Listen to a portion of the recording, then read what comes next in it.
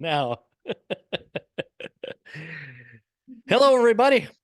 My name is Tom Munns, for those that don't know me, and I am joined by my very good friend, Ron Nielsen. He is the author of the book, The History of Federal Lands in the United States and the Violence of Faction.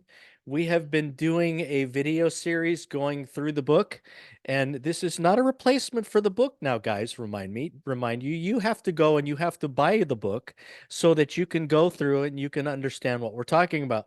This is designed to be an accompaniment to the book, and we're asking you if you have a sensitivity to this issue, if you're passionate about this issue, buy the book, support the author, support the possibly one remaining solution that's left in what's left of this republic. If you're really interested in looking at things from a completely different perspective, it's gonna require sacrifice. It's gonna require time. It's gonna require effort. It's gonna require times that will make your brain swell periodically with the amount of information that you get.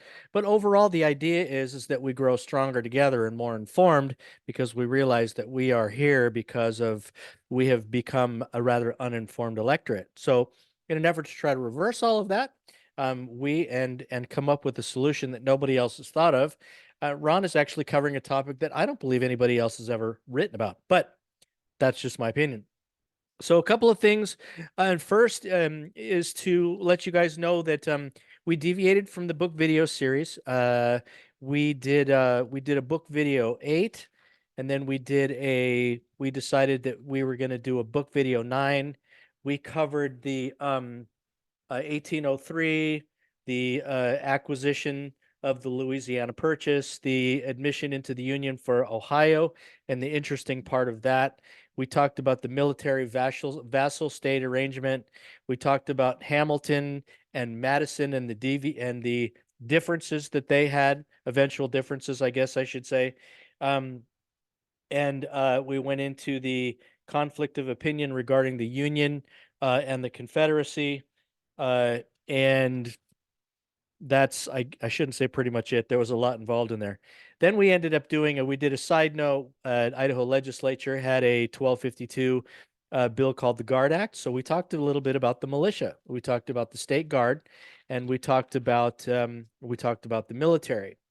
We also did another one previously about the militia on Idaho Bill Senate 1252 regarding the militia and the military and two governments and the Dick Act of 1903. So today, what we're going to do is we're going to carry on and go back to our book video series. And we're going to start somewhere around 33. Now, if you guys see the deviations in the numbers with the videos, don't pay attention to that so much because we're covering the what we think are the most parts of the book. So it might go from page 30 to 33, and then we'll pick up in 35. Just understand that what we're doing is covered within those chapters. So we're about a page before chapter 4. Ron, sorry about the long intro, man, but it's really good seeing you. No, hey, it's good to be seen. It's good to see you as always. And I love those long introductions because you get everybody up to speed in case they're like coming in the middle of this thing or at this video, haven't watched all of the other ones before. They'll know the subject matter that's been covered so far, and hopefully it kind of compels them to go back to those and watch those videos and hopefully purchase the book. So uh, the videos, I really want them to be a compendium so you read what's in the book that has all the detailed information and the citations, and then you can watch the videos to get a little bit further explanation of how all these things connect together, right? And so that can be difficult if you're approaching the subject matter for the first time to see those connections. So from what I'm hearing, that's the value of the videos. So Yeah, where were the videos when I started reading? Nice, man. Yeah. Well, you had a great intro just before we jumped on air, and I thought, you know what? I should probably record that because I think it's really important. So I'm going to ask you to try to pull that rabbit out of your hat again. Um, as we go into this is a very delicate, important topic. We were talking about the Civil War. We're talking about military occupation. We're talking about what's happening with the governments and their relationship to the states, which I found amazingly important. So I thought what I would do is just kind of let you run with it. I think you had started with an intro, and then you had mentioned something about the quote relating to Florida on page 33. So I'm just going to let you have it, man. Okay, so I in the book I use Florida as my main example of what was going on during the Civil War and then after the Civil War, because when Downs versus Bidwell comes up in 1901, the in fact, let's just go to the book. I'm going to share a screen and we'll just bring this up and take a look at it.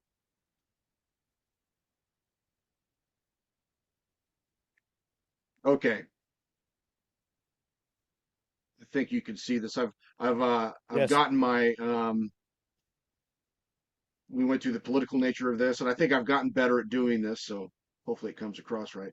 Okay, so um, I think you back to go. we're pretty much at the end of the chapter, going into chapter four, military occupation and territorial rule. But as Tom was stating, I sort of segued into this because I go back a little bit to the previous page, and there's an issue here.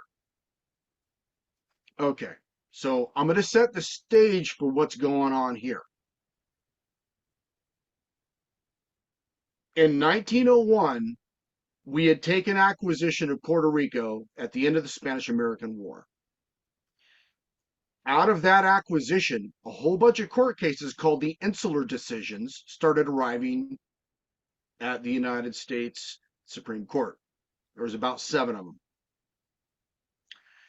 These were a series of challenges, legal challenges, and a lot of them were challenges against something called the Foraker Act. Okay, so I'm going to get into the Foraker Act because I have to explain it. The Foraker Act was passed by Congress as a piece of organic legislation. Now, remember, we've talked about this repeatedly in these videos and in the book. I hammer this point home again and again and again because the value of it, the value of understanding that if it is entitled organic legislation, it is territorial. End of story. There is a book that I've promoted here in these videos multiple times. It is called Organic Acts for the Territories. Buy it. You can get it off Amazon, Google Books, whatever. Buy it. Have it. Tom, I'm going to give you a free copy. But Nice. everybody else, you got to go buy this book. In this book, you will find every organic act that the United States government ever passed in a certain time frame, obviously. Okay. Um, if it's organic, it means territorial. And you will find the 1871 Organic Act in there as well. And I'm saying this to that faction out there that believes the United States corporation thing. Okay. So the USA Corp crowd faction, if you buy that book, you will find that legislation in that book. In Organic support of equals, that idea or refuting that idea? well, it depends on what we're talking about. It's a little complicated, and I didn't want Okay. to segue into that because Okay. a Then lot of don't. these answers, and let me stop and slow things down. There are not a lot of yes or no answers to a lot of these questions. I'm afraid to say, and that's why sometimes when you ask me a question, it seems like I jaunt. The I live reason that way, why man. is because the answers to the questions are not clear yes or no. Mhm, There are always some sort of extenuating circumstance before you can give the yes or the no, right? mhm. They're situational. Most of the land program history is situational. It's political. Okay. So you'll know if I don't answer a yes or no question with a direct answer, you'll know. Okay, there is no direct answer. It's situational, and I have to give you the situation by which it's true or the situation by which it's not true. Right. Okay. So going to the book here, we're gonna go back and I'm not gonna read this. This is taken from the Florida House Journal. I went straight to the Florida archives in the state of Florida to get this. Pulled it out and used it in the book because of what it says. Okay. So clearly you can see that the powerful party had risen, as you can see clearly right here. I'll highlight that, but a powerful party has risen, which declares that he had no right to make that proclamation and his act is therefore void. That was the President of the United States trying to bring the southern states back into the Confederacy. They shut it down. From there, we know we got the Civil War amendments, and the southern states were forced to pass the Civil War amendments, even though they weren't members in the Confederacy. Why? How could they do that? Because it was what the government was already doing, carving out the western states. In every one of the states' admission acts in the western United States, from the 98th meridian to the west, when they crafted the admission act for the state, it was along these same lines. These are the things we need you to agree to before we admit you into the union. If you don't, we won't. That's what was going on. Same thing with the southern states. So you might be asking, how can you say that the southern states were being held as territories under occupation by the military? It's because of this situation. The land program was already going on at this time, and they were already implementing the vassal state program from the 98th meridian westward. They were already doing it. That means the state's admissions into the union were conditional upon their acceptance of the terms. It was contractual in nature. Okay. The, the union, as it existed in the 13 states, wasn't that way. They were all members of a Confederate agreement between them that they were all equals on an equal footing with equal rights, equal everything. Everything was equally shared across the boards. This all ended at the close of the Civil War. It all ended. The powerful party in Congress put a stop to that system. And instead, so let's get into the military reports a little bit. To make matters a little more complex, the northern states had won the war. All 10 secessionist states were immediately considered territories and under martial law and military occupation.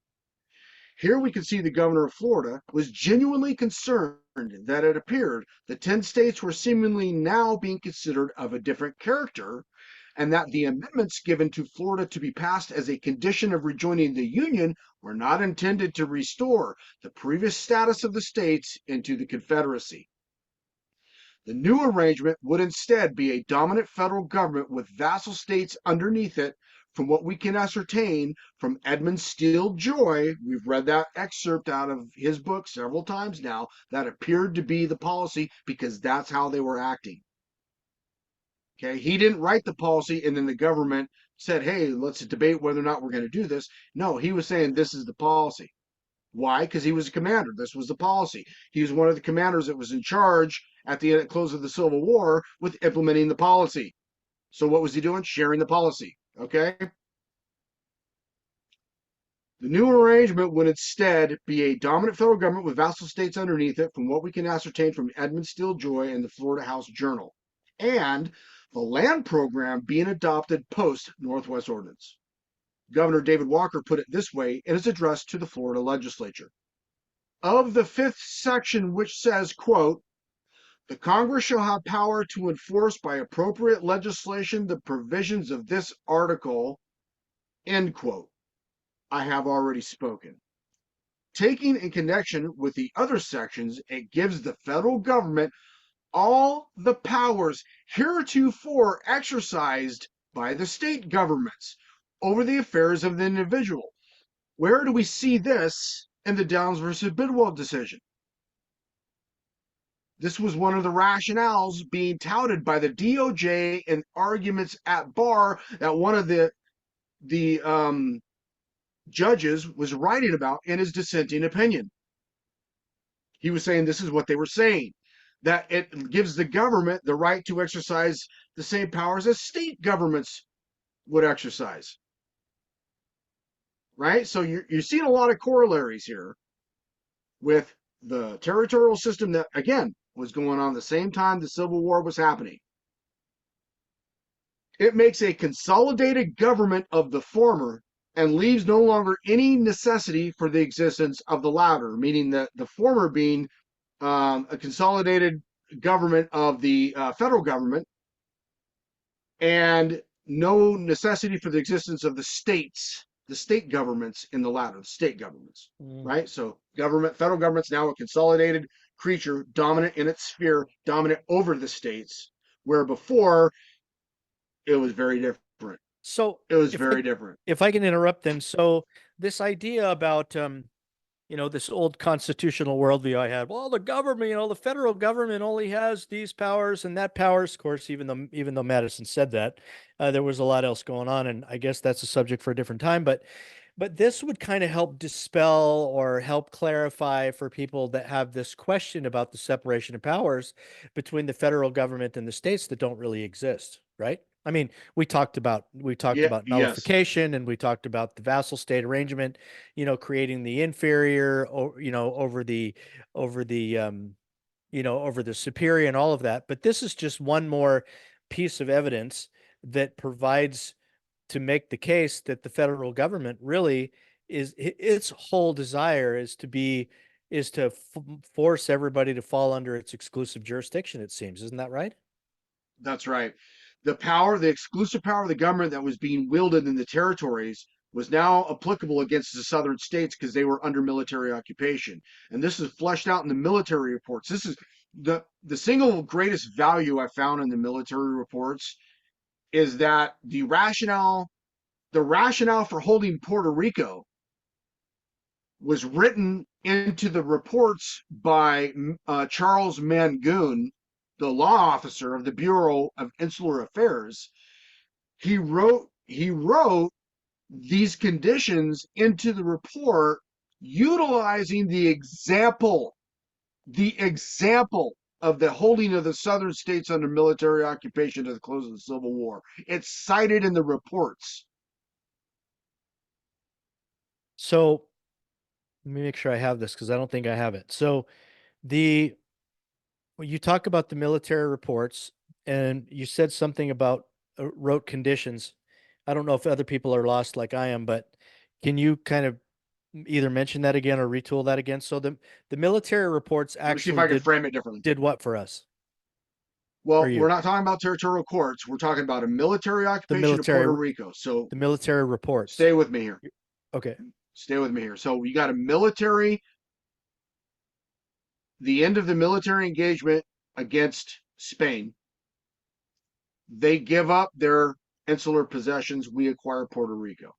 Our military is already there and occupying Puerto Rico.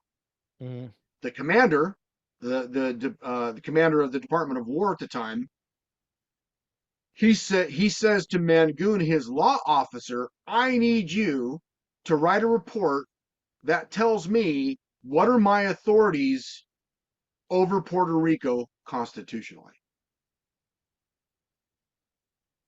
To do that, Mangoon access American history,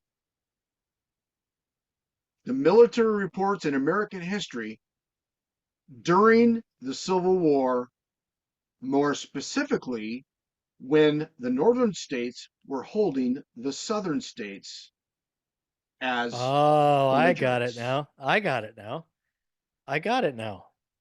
So, okay. So in other words, we had these non-contiguous states, if you will, Puerto Rico, and we didn't really know what to do with it. And so Right. what we ended up doing was we went back, look into history, figured out exactly how what did you say? It was the insular cases, and then it was the other one, the consular. What was the other word? Anyway, the Contiguous and contiguous, insular. right? Yeah, so they wanted to be able to figure out, so they utilized the same method that the contiguous states were acquired, right? And Yep, put that on the insular cases. Okay, that's right. got it. I've got it. See, I don't So think I got that in the book after two readings, so this is good. yeah, so this gave Elihu Root, who was the Secretary of War in charge of Puerto Rico, it gave him the understanding of how he needed to deal, constitutionally speaking, with Puerto Rico. And it was clear that they were going to apply to Puerto Rico the exact same thing they applied to the southern states, the exclusive power, which they did. They applied the exclusive power to Puerto Rico and all the rest of the insular areas. And when they did that, they did not have to give any, see, private rights act as a restriction on government. If you're in the military, you don't want to be restricted. You want free reign to do your military operations because it's a military affair. Right. So the exclusive power allows you the legal authority to circumvent private rights. They no longer act as a restriction against you. Incredible. That's what the whole idea of those military reports are attempting to convey, but they're very clever in the manner in which they do it because these are politically sensitive. Now, these are military commanders. They'd probably just rather come out and say, we're holding these places the same way as other nations on earth are accustomed to doing it. This is the way it's talked about in the Downs versus Bidwell decision. The same power as other nations on earth are accustomed to exercising.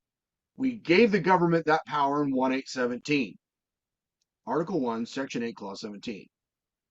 The remainder of the United States landmass, we did not expect the government to use that power, but they did. They had to use it to create the United States, but we did not intend for them to continue using it domestically. Not like they are.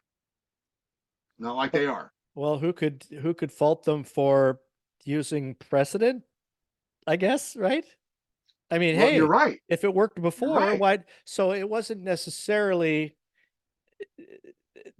what they did with with what they did with Puerto Rico wasn't necessarily evil because they did. No, I don't know that they saw what they did with the land acquisitions in the contiguous as evil either. It just happened to be a matter of what it is. And they figured, well, if it probably worked for them, we might as well just apply it to to states like Puerto Rico, right? right. So And I it's mean, not that the power is an evil power to for the government to wield. It's not that at all. And I don't want to paint the exclusive power right, in that light. However, the exercise of it long past the need for it creates a constitutional crisis. right. Well, I wanted to make sure that it was clear that the people that are watching understand that it wasn't necessarily, that all of these things, when we talk about the federal government today, with all of the things that they're doing, it's important for us to be able to make sure that we help people understand where, where they've gone awry on purpose, where they've gone evil intentionally, or whether they haven't. And I thought that it was worth mentioning. Yeah, absolutely. So thanks for that, Absolutely. Ron. Okay, so now we sort of understand what's going on here, and then boom, we segue right into military occupation and territorial rule. Chapter This 4. chapter deals with that military report. In the last chapter, we saw that the intent of the United States and Congress assembled was to have a standing military so it could protect the country's westward settlement program and purge the British and her Native American allies from their territorial possessions in the Northwest. There were moments when the United States had to engage in military occupation of an area before anything could be done with it. And once an area was under military occupation, the land was immediately considered territorial. To help us to navigate this, we need to take we need to go look at the reports of the law of civil government in territory occupied by the military forces of the United States as submitted to Elihu Root, Secretary of War, by Charles E. Magoon, Law Officer, Bureau of Insular Affairs, 1901. 1901 is a critical date. 1901 is the beginning of this juggernaut. We acquired the Puerto Rico properties and some more of the insular areas. We had defeated Spain. We got the Downs versus Bidwell decision. The apparatus, the legal apparatus, or let's just say the apparatus was already there, but the legal justification for its use began in 1901 at the close of the Bidwell decision and the acquisition of the insular areas. The legal justification for its use. That's what this was all about. They wanted a legal justification for the use of this system and the manner in which they're using it now.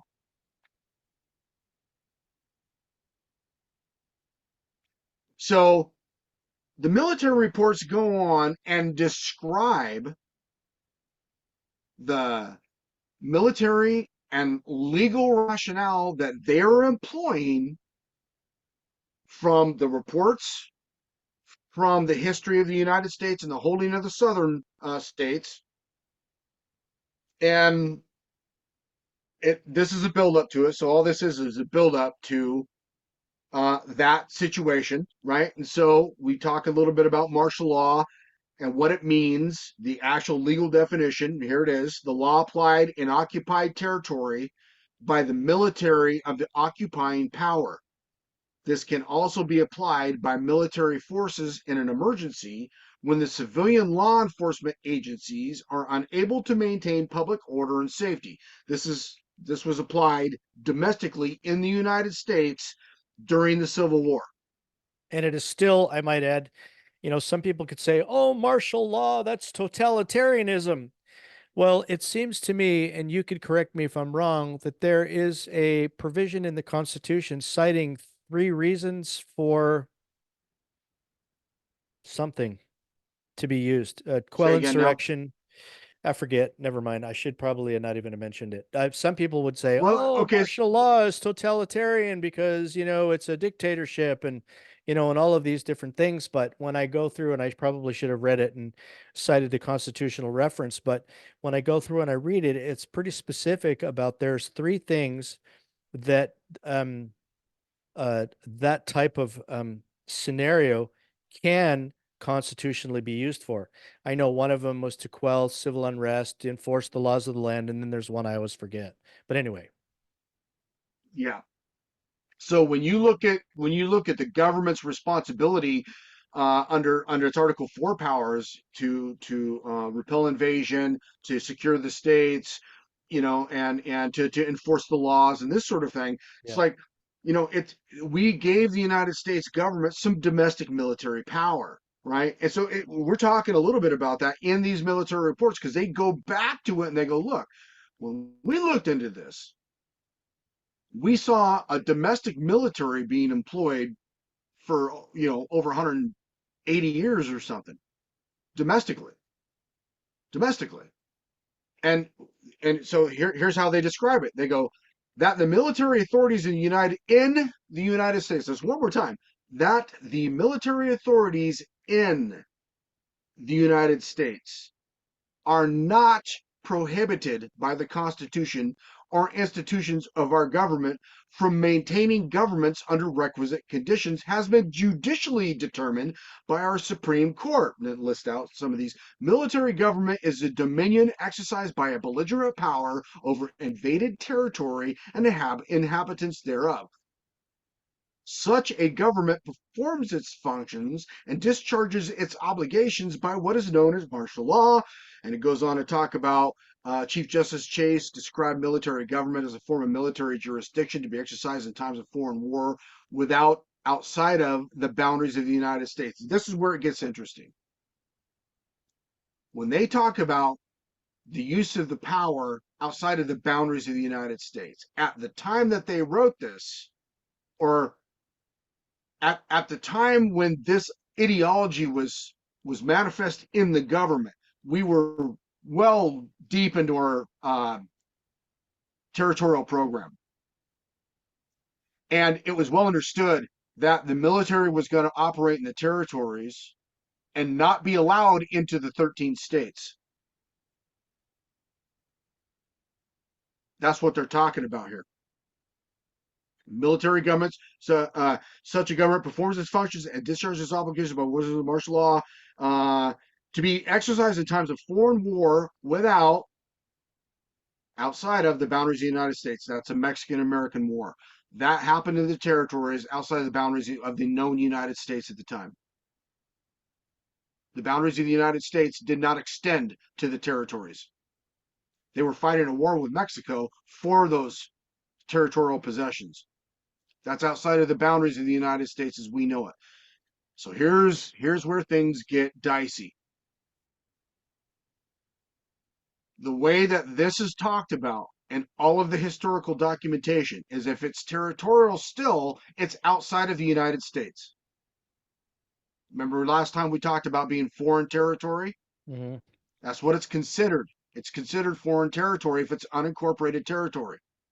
It's not a part of the United States. This is said again and again and again in the case law, in the military reports, in the debates in Congress, again and again and again. It is not a part of the United States if it is considered unincorporated territory. Okay, so you use the You will word not unincorporated find again. any other, That throws huh? people off, dude. The use of unincorporated, I'm sure, throws people off. So is there an unincorporated territory that is? That is what? So it says you said that um the territories are outside of the US and they're treated as foreign soil, whatever. But you said unincorporated territories. So the opposite of that would be incorporated territories that would That's put us right. on So under the federal jurisdiction. well, we're already under federal jurisdiction as an unincorporated territory. Okay. So All let's right. not use So the term jurisdiction. I don't think it's understood. The okay. United States government in the territories, even though they're not a part of the United States, it's still under their jurisdiction. You can call it military jurisdiction, you can call it whatever jurisdiction you want to. It's under United States jurisdiction. Okay. It's just not a part of the United States. Now, Okay. that is going to be hard for people to swallow. They're going to go, how can that be? That's what we've been sharing in this book. And we've been telling you that this is the ideology of the government. This is what they've done. They've created this incorporation, unincorporation fiasco. They've done that simply so that they can hold their domestic territory in the exclusive condition. Can I jump in for a sec? Yes. The one thing that after you bring this up, I think one of the most important things, this is going to sound crazy, but from a layman like myself, one of the most important things for the viewers and the listeners to understand is what you just said is the definition of an unincorporated territory and what it falls under. I ran into this as I read the book twice. I'd like to not have to openly admit this, especially on video. Um, is I continually ran into this struggle. That's why I asked you earlier on. I'm like, okay, so how does this actually work? So we have the pie chart, and then we have the territories, and we have the land acquisition. The land is parceled into territories. Then we had to figure out you know, what the territories were under and all of that. So that understanding, I think, is the most important thing for people to adequately understand kind of what's going on. Not only that, because it keeps coming up and it will keep coming up throughout the rest of the book. So I think it's important that people grasp that. It is important. And I don't know. See, the problem, so when people ask me that question, well, what is the difference between what do these things mean? The only thing I know to tell them is what the judge said in the Downs versus Bidwell case, that the meaning of the term incorporation must have some occult meaning that he couldn't wrap his mind around. I'm Well, not a Supreme Court judge. You're not a Supreme Court judge. The hearer and the watcher of these videos, they're not Supreme Court judges. And if the Supreme Court judge is saying that, what hope do you and I have to be able to work that out? yeah. Well, I think it's best described by what you said. I mean, if you would disagree with it, take it up with the judge. You know, And here's the problem: the government's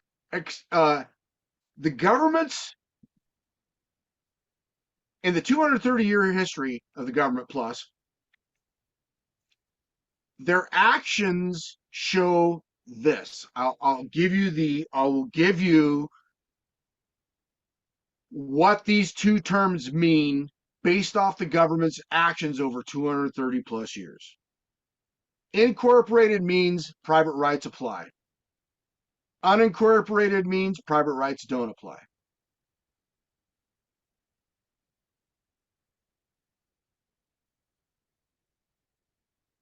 That's what it means. As far as we can figure out through all the case law, all the documentation, it looks like unincorporated means private rights don't apply. Incorporated means private rights apply. or uh, in those areas that they're not guaranteed to apply. No Right? guarantee of them. That's right. So we have Yeah, to throw the word guarantee in there because look, the government could apply them if it wanted to. There's right, nothing stopping them from doing it.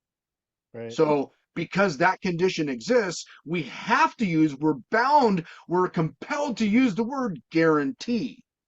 Yeah. You're not guaranteed the access to your private rights. It's at the government's whim. Mm, good call. And this is what's gone on with the January 6 prisoners in Washington, D.C. The government has chosen to withhold the application of private rights to the prisoners. It's just that simple. And right, and kind of, I don't want to say rightfully so. I'm going to get shot by my own people, but but I honestly think that if the citizens were properly educated on reading this, they might have exercised a little caution before they did that, wouldn't they? Yes, If they if would if have. if you knew that your private rights may not, you might not have, access to private rights in that area, would you really go knowing that? Or what I would you wouldn't. do differently? Yeah, for sure. That's I'm super never going important. into Washington, D.C. I can guarantee you, if I go into Washington, D.C., they'll throw me in a hole and you'll never see me again. That's how I Right. feel about it. Yeah, me too. Because I'm talking about things that are very, very sensitive that they don't want the general public to know. Mhm. And if they can just get rid of me, they'll do it in a heartbeat. I Yeah. guarantee you. Yeah. I don't feel any different than you do about that, my friend. Yeah. And I'm not doing anything to necessarily stop it either, other than taking necessary precautions, just Yeah. trying to think twice before I decide what I'm going to do. So, And being in Idaho isn't necessarily all that protective because the people who run the state of Idaho they operate at the behest. mhm. They are henchmen Yeah, of the people who run the system. yeah, If they call Brad Little or any of these henchmen and say, "We want you to shut that guy up," they'll do it. yeah, They'll do it. yeah, yeah. And Okay? yeah, Evan, and I hate to bring up Emin Bundy and Diego Rodriguez, but that's a classic example, man. It is. It's like, yeah, we just can't shut it. Meanwhile, Brad Little's free to support climate change and globalism and China and Right. all those other things, right? Yeah. Well, good. Good. That was a good link. So, so we talked about martial law, which I thought was good. You mentioned a word that is very, very interesting to me, and I thought I would just jump into this just for a second to kind of, for people that are not privy to the words. When we were with the Sons of the Republic, de facto and de jure was used a lot. Do you think it's important to be able to mention that real quick, since you did I do. mention Let's talk about de facto and versus de presumed jure. consent? Okay. Let's do it. These are important concepts in that there is an ideology that's circulated through the United States that the United States government as it exists right now is de facto and not de jure. And what the terms of de facto and de jure, let's look at the actual meaning of these words and not listen to what other people say. Okay. So de facto and de jure. And I just assumed it to be legitimate and illegitimate government. But or I should,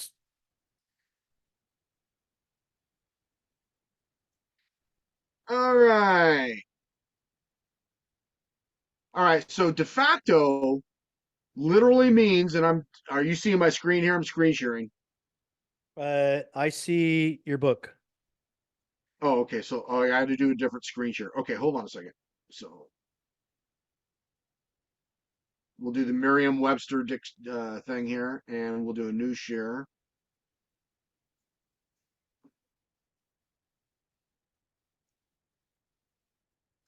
Okay, Merriam-Webster dictionary, meaning of the word de facto, Mhm. and being such an effect not formally recognized, exercising power as if legally constituted, but not really. And so obviously, de jure would be the The opposite of opposite. this. Okay, So yeah. would we put color of law under de facto then? The term color of law? The thing about color of law, you're going to find the term color of law Hmm. in the civil right portion of the Civil Rights Act, like 42 USC 1983. You're going to find the term color of law. Hmm. And what color of law means is that it has the appearance of law, but it may not be. Okay. That's yeah. Okay. Okay. I just thought Okay. that was important for whatever it's worth. All right. So back to the book. All right. So new And you screen were share. mentioning something about presumed consent. Can you mention that real quick? um, Regarding this to be a de facto government, and that by the presumed consent of its inhabitants. I think the reason why it resonates with me is because I think as we were trying to learn the things that we were learning years ago, um, it kept coming up that when you walk into a courtroom, for example, and I don't want to deviate onto a different thing, but it was that there is a presumption, right, There are of some presumptions you. in law. Yeah. Okay. Right. All right. Now, it's the presumptions that are upon you when you go into a courtroom are not really all that nefarious, although you're going to get people in the state of Idaho that are going to tell you differently. Mhm. They're going to tell you that when you walk into a courtroom, that these presumptions put you into a specific category that you cannot argue or fight your way out of, Mm-hmm. and it's just not true. All right. It's Well, just not true. that's good to know. um Okay. the issue is they just don't know enough about the law, no matter how much they tell people they know about the law. If they Mhm. were that good at the law, they should be able to take a case all the way to the Supreme Court of the United States. Okay, it's really that simple. You should be able to fight your case at every level, Mhm. and if you need to, get to the United States Supreme Court. If you're that good at the law to where you can say unequivocally, when you walk into a courtroom, you have all these unrebutted presumptions that are upon you that there's nothing that you can do about it. It's like it's BS. The lower courts always get it wrong there, and they do make assumptions all the time. We're always dealing with the lower court judges making assumptions as to the nature, as to the characters, because they're typically you're dealing with a magistrate judge, and a magistrate judge is not a judge that does fact finding. They're established by the state uh, by the state magistrate division of the Idaho judicial power. And the magistrate division of the Idaho judiciary is experiencing some severe internal problems. It doesn't believe so. It believes it's doing everything above board 100% legit. But what it's doing on a daily basis is it's putting immense pressure, undue hardship and pressure on its own citizenry, and denying them simply by function of their statutory application of their statutory power. So when they apply their statutory power in their magistrate capacity, they are, just by simply exercising the power, they're engaged in a systemic deprivation of rights, the likes of which, if you were to write it out into a paper, would consume a hell of a volume of paper, right? In every instance in which it's happening. It's that bad. So something's got to. If you apply enough pressure against anything, you're eventually going to break it. And they've been applying this pressure against the citizenry for a Mhm. long time. And the citizenry are pissed. They've had it. I hear it all the time. Yeah. People are always calling me, they're always calling you, and they're just, Mhm. you know, Yeah, I I don't should know have. how, like, if things go to, where people are going to start hurling lead. That's not me. I'm not going to engage in that. But let's say that people do, that's what they're going to do. What's going to save those magistrates? Their robes? They're not bulletproof, and I'm not advocating for that. I don't want to see that. But Mhm. they're leaving the people no choice. Right? So anyway, That's what I'm that's a seeing. segue. Yeah, for sure. So we and there's a reason for that. It's just not a the system in which the state of Idaho judiciary operates is not a natural consequence of the eventual move toward tyranny. There are some elements embedded in it that allow it. Mhm.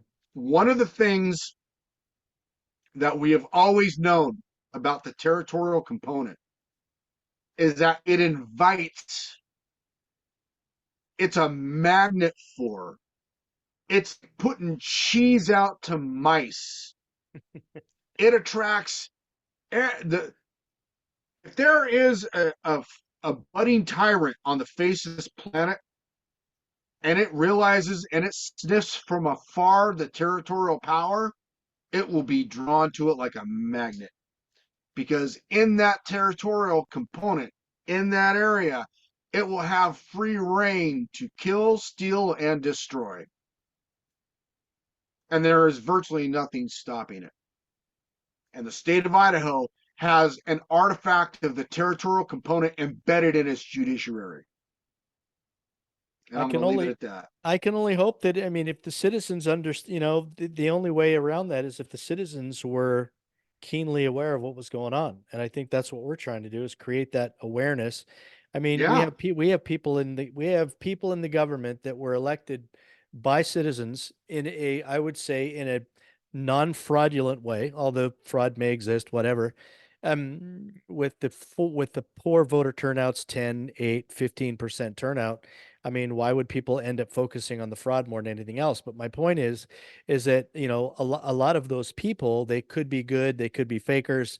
But I think generally speaking, um, I think the more dumb that society becomes, I think the dumber, I don't want to say this out of disrespect, but the less informed those that are elected are going to be, because they directly represent the people that elected them, right? yeah, So if that's right. people, Well, let's say, if people understood this book, for example, or this territorial government issue, or how the federal government has how this land programs worked, or how they've amassed power, or how they've done any of these things, they would be a lot more cautious and a lot more sensitive to these issues. So I that's mean, right. that's Once part the of why. people know Yeah, this, the jig is up.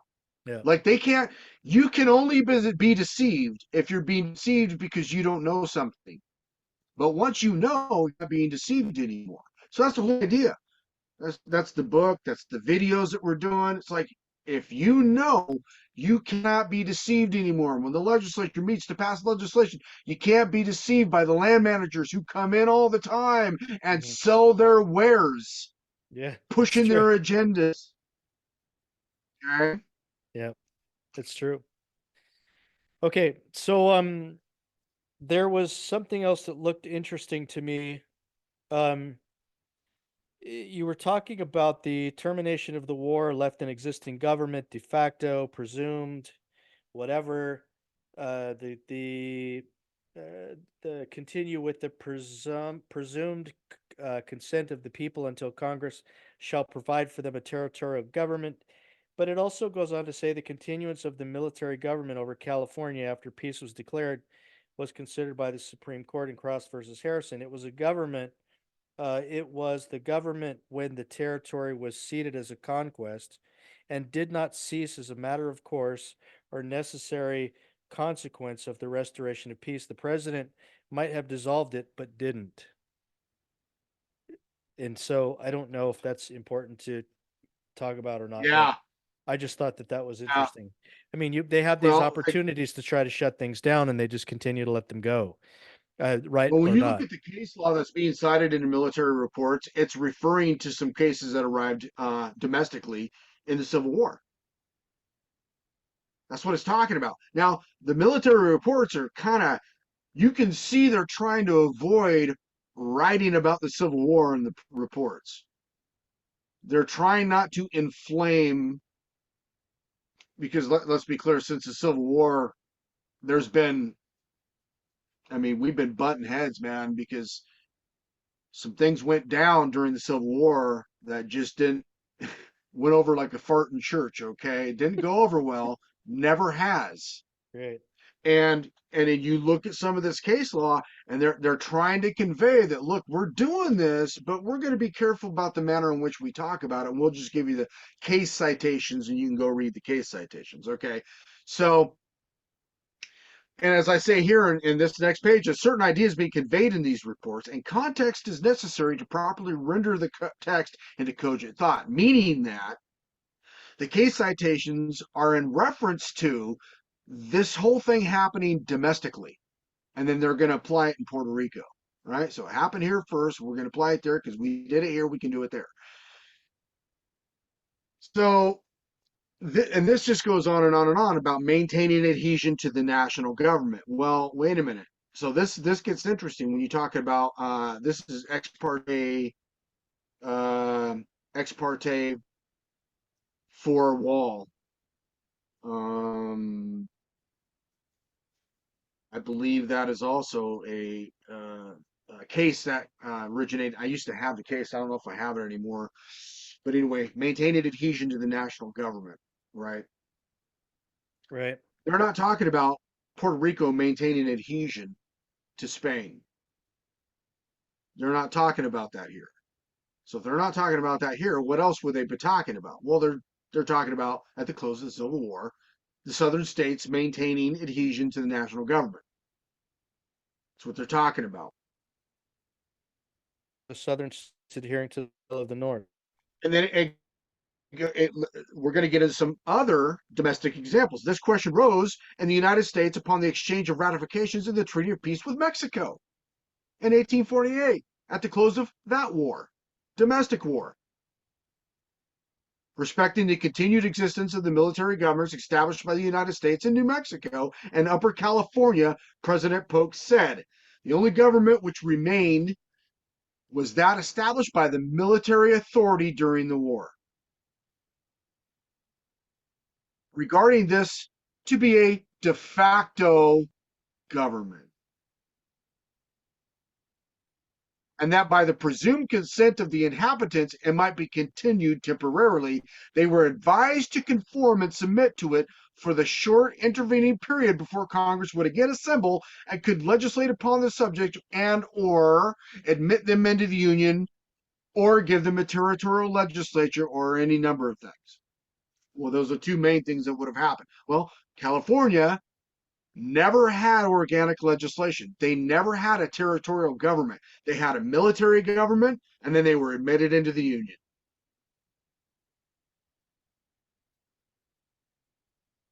There is no organic legislation for California. There's no organic legislation for Texas. There's no organic legislation for Ohio. And we know why in Ohio. We looked at that Yeah, we already. do. That was Right. fascinating. My light bulb went on big on that one. That was pretty Yeah. good. So, we're just piecing it. So there's a whole bunch of things in our history that's just never been explained to us because in explaining it, they would have to open this door and they didn't want to open this door. Right. Well, so if we have two, it's 3:07, so we got about 8 minutes, about 8 or 10 minutes. So we're actually going to make it through an entire chapter in one video, man. If we don't get stuck. So, and if I can just jump in a little bit, Lincoln is a very I shouldn't say contentious fellow. He's a very controversial fellow. There are, you've got people that love him. It was kind of funny, I think. I met, who was it? I don't know if I should mention a name, but a friend of mine's wife, you know him, he lives up north. His wife is all about Lincoln. She knows everything about him. And anything that DiLorenzo wrote about the real Lincoln is wrong. And she offers evidence and she wants to debate people. But you mentioned stuff about Lincoln and Congress, and I had written something in here about exceeding his authority. Can you go into any of that, or do you need me to just kind of feed you bits Well, and pieces on this? let's look at Lincoln's assassination real quick. I think the real motivation to kill the man was because he did not agree with the powerful party who had risen in Congress, and he presented a problem for them. They wanted to disband the Confederacy and implement the Union ideology. And he was like, no, we're going to admit the Southern states back into the Confederacy and keep the Confederacy. Because what he was doing prior to the close of the Civil War, he was trying to admit by himself certain of the Southern states into the Confederacy without going through the organic legislative process of Congress. And Congress stopped them there too. He was creating a massive problem for this party who did not want to have a Confederacy anymore because it wasn't functioning in the manner in which they thought it should. They needed, they wanted, they desired, and they were willing to kill to implement the Union ideology. So it could have been, I think I had read when I was reading a little more about Lincoln, I think in his own docs or whatever, he said that if the deal was about slaves, and because there's this idea that, oh, he was all about slaves, and of course we all know that's bogus, at least to some degree. Um, but he basically said that if he knew that abolishing slavery would bring the union together, then he would have abolished it. If he knew that not abolishing it and having it maintain would save the union, he would have done that. So it seems to me that he was really indifferent on what happened. It looked like from some of the things that I read that he wanted to be able to bring things together under the union regardless of, I mean, kind of like, yeah, I'm gonna lick my finger, I'm gonna stick it up there, and whatever everybody wants, that's what we're gonna do as long as it brings the union together. Is there any truth to that? Do you know? Yeah, there's a lot of truth. So the slavery issue was a fairly large issue, but it wasn't near as large as the controversy or the conflict of opinion between the North and the South on either Union or Confederacy. That was the biggest controversy of the time, Yeah. hands down. It caused.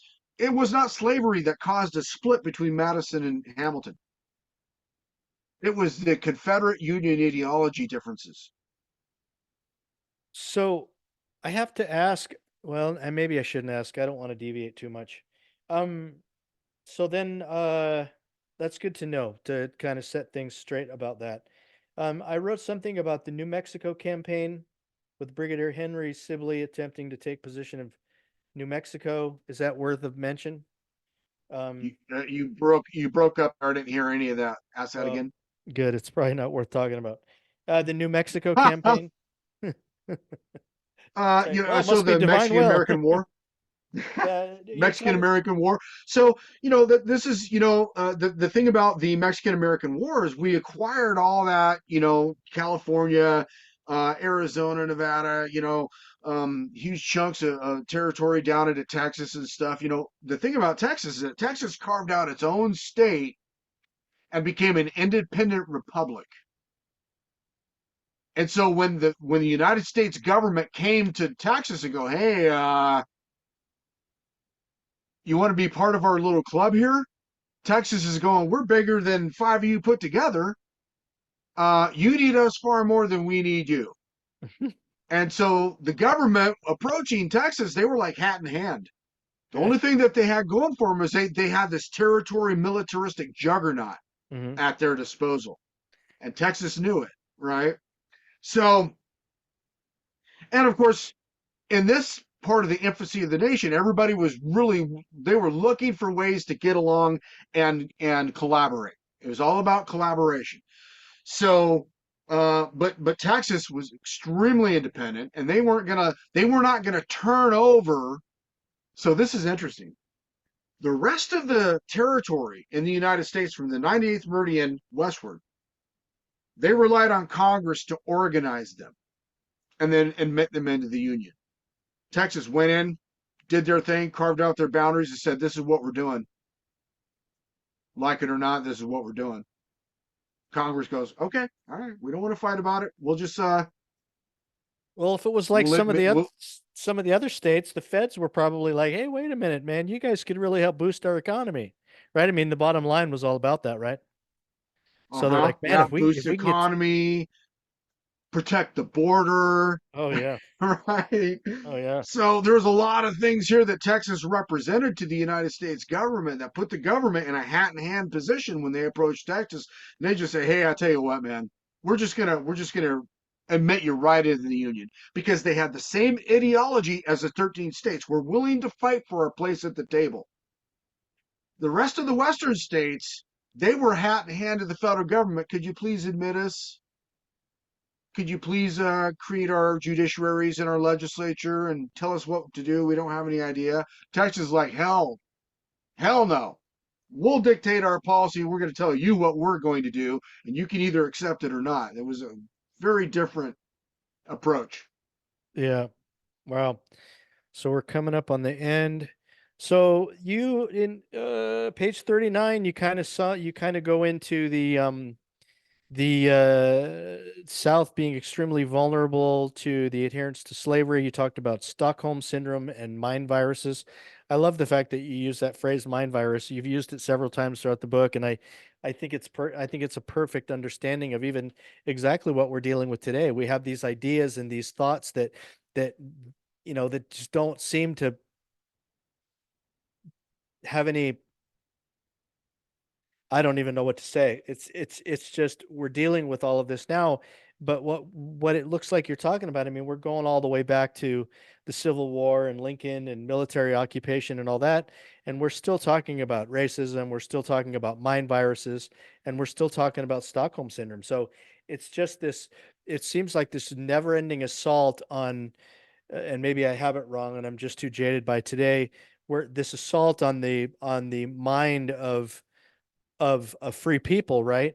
Where it seems like if we can just subdue them, then we can control them. And it just seems like there's this, whether it's there or not, it just seems like this underlying, fabric of what's going on throughout the book. And I think a lot of it is just honestly because I read it today and I'm just aware of so much more that's going on. But um, Here's what I would say about the American.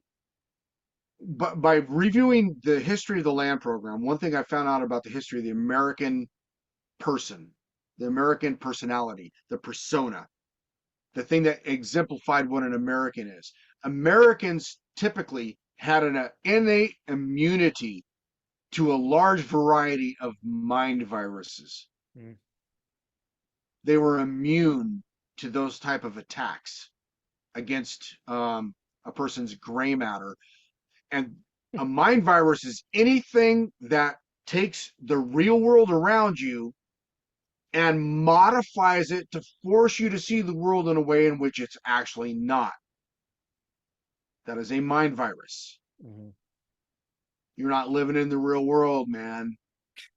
So we have a lot of these mind viruses in the United States right now, and we've lost to a large degree the American persona of and there were several things that inoculated us against that infection. Number one, our religious, our moral center. A lot of us had a strong Christian moral center, and it was very strong in the country.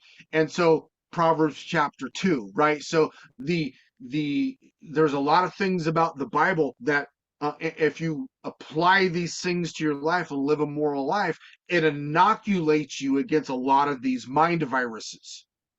All right. The Mhm. the human genome is mostly mind.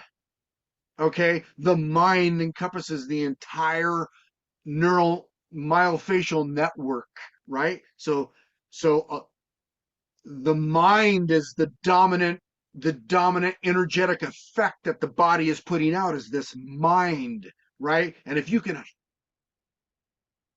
mind, you can hijack the person. Mhm. Yeah.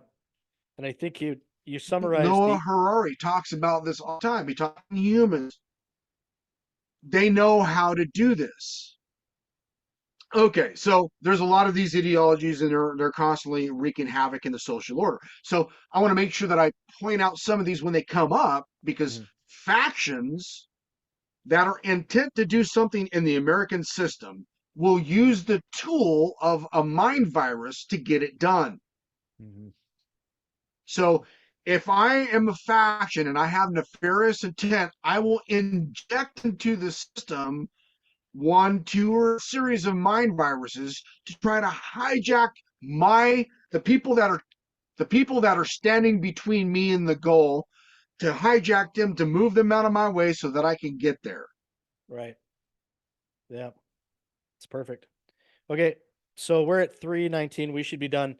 Your final paragraph I thought was worth mentioning. We actually made it. Next video will be chapter 5, the process of admission. But you said our political institutions have devolved into tyrannical and abusive systems where those at the top reap all of the rewards, that those at the bottom must endure all of the hardship, and it's just isn't sustainable any longer. I mean, really, what a great way to summarize that and to be able to bring it into light as we deal with things today. Um, uh, Incredible, man. Incredible. So do you have any final thoughts before we end this video? I do not. I think we covered a lot of ground. I'm happy to be at the next chapter already. So All right, cool. So everybody, this is going to we'll finish here. We'll start with chapter 5, the process of admission, in our book video number 11, I think, if I haven't lost track. And we look forward to seeing you guys. Please follow our series. We are available on Rumble. And you can click on those links on Ron's website, The History of Federal Lands in the United States. We are also on Spotify for those that want to listen. We do have the ability to listen as well as the ability to watch now that Spotify does video, so you can follow us there as well. I don't know where we're going to go after that, but please, if you have not been to Ron's website, the history of federal lands in the United States.com, please go there. The link will be in the comment section for this video. Please consider buying the book. Please consider, hey, we ought to just be asking for donations too, Ron. You can throw donations Ron's way. Ron's put a lot of work into this. I think that I think he's definitely worth his salt. I think he's doing great things for this country. I think he's doing a great thing for Americans. And it's time for, if people want to be able to put their money where their mouth is and find a solution that nobody else is talking about, I would strongly encourage them to do that. So until next time, Ron, thank you for visiting with me, and thanks for having me and taking me on this ride with you as we go through history. What an amazing book and an amazing journey. And I look forward to continuing the series with you. well, Tom, thank you. I'm glad that you're getting a lot out of it. I hope everybody else is. I've been getting some positive feedback so far. A lot of people learning a great deal from these, because it can be difficult to pull some of these details out of the book if you don't have the context, right? So, given that giving that underlying context is really helpful. And so I hope everybody's getting something out of this. From here on, we got to get into some stuff that's going to be potentially problematic for me, because we have to get into the administrative functionality of how this all works. And it's a subject that I'm sure there are many powerful people in Congress that would prefer I never talk about because they've been using this administrative system against us for a very long time. And once everybody understands how it works, it's going to be a lot harder to use it against you in the same way in the future. So I don't know. To me, I would prefer not to do it. But if we get enough people to watch these videos where I don't feel like we're kind of alone on an island, as it were, Yeah. then I'll just go ahead and do it, and we'll just let the chips fall where they may. Yeah. I'm always in, man, no matter what. All right. Awesome, brother. Until next time, everybody. Talk to you later. Thanks. Peace.